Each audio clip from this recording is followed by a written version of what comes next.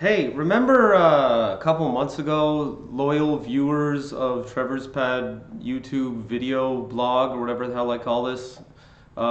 Maybe if you don't, let me refresh your memory. So this was like it was the middle of August, I guess. It was towards the end of August when the announcement was made. The keys were officially handed over after all these delays, four delays, 400 and some days. The keys were handed over from the Rideau Transit Group to the city, to the mayor, and oh, it was such a feel-good event and cheerleading and rah, everything's gonna be just fine. And then there were cynical pricks like me who were like, guys, there are still a couple of concerns. I'm not sure if we're ready yet. There seemed to be a real rush job. Politically, I think there was some pressure put on. I have no proof of this, but like, hey, we need to fucking make this happen. We're tired of the delays. I pointed that out back then, and as much as I love saying "I told you so," I told you so. So forget about now. Those of you familiar with, if people who were watching this in Ottawa, or like even this is like such a clusterfuck that it's actually become like national news. Everybody around the country is laughing at us right now. And not for the usual reasons of like, oh, politicians in Ottawa, oh, what a bunch of clowns, those clowns on Parliament. No, they're laughing at us because we simply can't seem to get a simple, I don't know, what is it, 11 stop fucking train line right?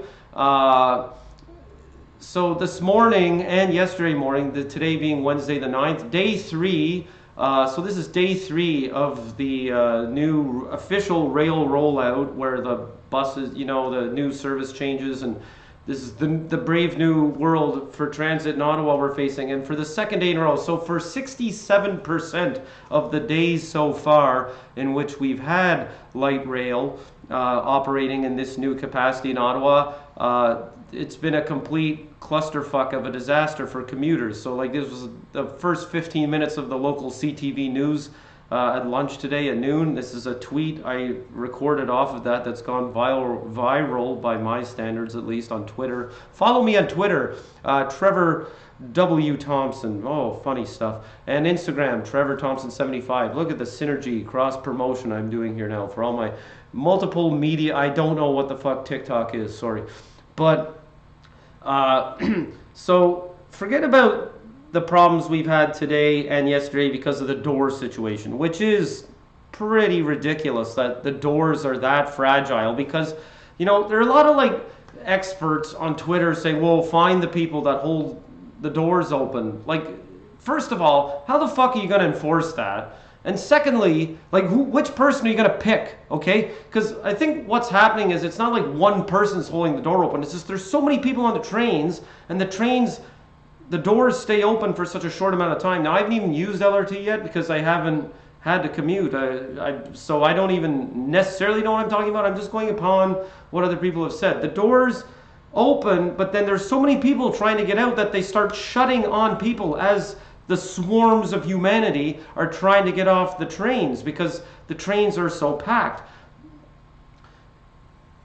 Forgetting about that, which has caused the complete clusterfuck in the system yesterday and today, to the point now where people are like, we don't even want to fucking use this. Like, it's just going to result in more people taking their cars.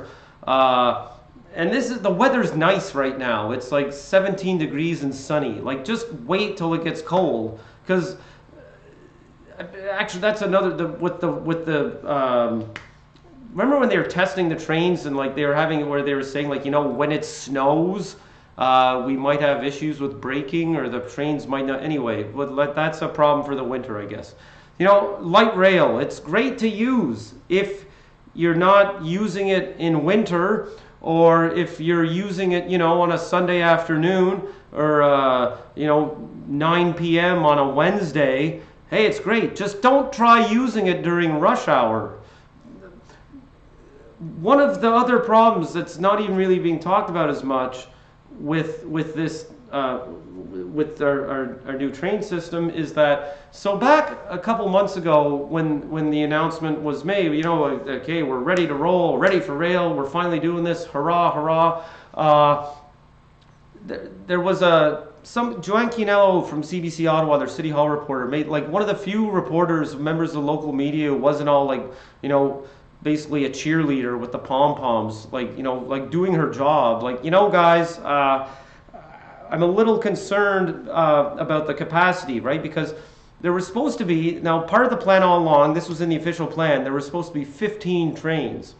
And then the day of the launch, when the keys were handed over during the ceremony, it was very like matter-of-factly mentioned by John Manconi, who's the city's director of transit, much maligned right now. Would not want to be that guy right now, even for $1 million a year.